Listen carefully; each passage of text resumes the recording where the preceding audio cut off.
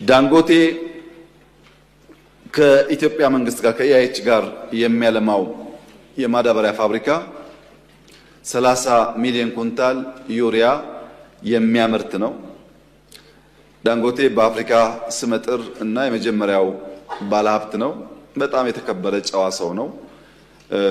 ይህ ሰው ለማልማት ብቻ ሳይሆን የኢትዮጵያ የልማት የብልጽግና እንቅስቃሴና ጉዞ አካል መሆን በእጅጉ የሚፈልግ ነው። ከማዳበሪያ ምርቱ በተጨማሪ በእቅድ ያዘናቸው ስራዎች አሉ።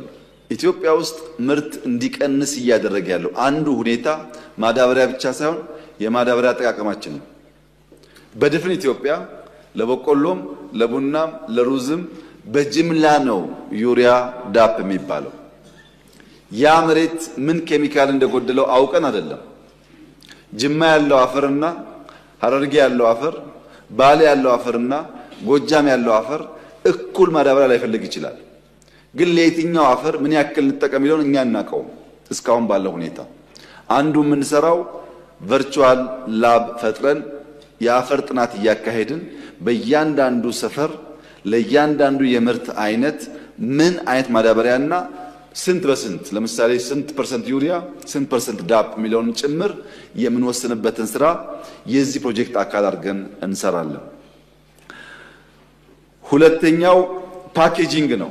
ማዳበሪያ አሁንም ያለው ችግር የፓኬጂንግ ችግር ስላለበት ብዙ ሀብት ነው ሉዝ የምናደርገው። በግዢ ብቻ ሳይሆን ከመጣበት ቦታ እንደ አፈር ይመጣና ከመርከብ ላይ ነው ፓክ የሚደረገው።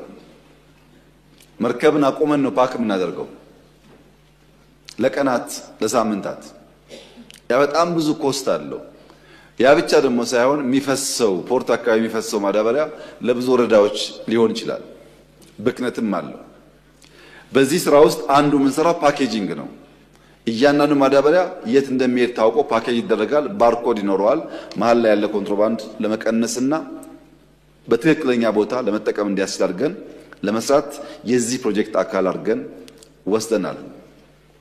ሶስተኛ ትራንስፖርት ነው። የምንጠቀማቸው መኪናዎች በሙሉ በጋዝ የሚሰሩ ስለሆነ በረከሰ ዋጋ አርሶ አደሩ ቀዬ ድረስ ማድረስ እንችላለን ማለት ነው። አራተኛው 108 ኪሎ ሜትር የሚፈጅ ፓይፕላይን ዝርጋታ ነው። ፓይፕላይኑ የፓኬጂንጉ፣ የመሬት ጥናቱ፣ ማዳበሪያው፣ ጋዝ ፌስቱ 1000 ሜጋዋት ኢነርጂ እና ሪፋይነሪ ተጨምሮ አጠቃላይ የሚሰሩ ኢንፍራስትራክቸሮችም ስላሉ በዚህ ቀጠና ውስጥ $10 ቢሊዮን ገደማ ኢንቨስትመንት ይፈልጋል። ይሄ ኢንቨስትመንት ገና የምናፈላልገው ሳይሆን በአፍሪካም ያሉ ከአፍሪካም ውጭ ያሉ ፋይናንሰርስ ኦልሬዲ ቃል የገቡለትና ለፋይናንስ ለማድረግ ከፍተኛ ፍላጎት ያሳደሩበት ስለሆነ ምንም አይነት የፋይናንስ ችግር የሌለበት በተባለው ጊዜ የሚጠናቀቁ ፕሮጀክቶች ይሆናሉ።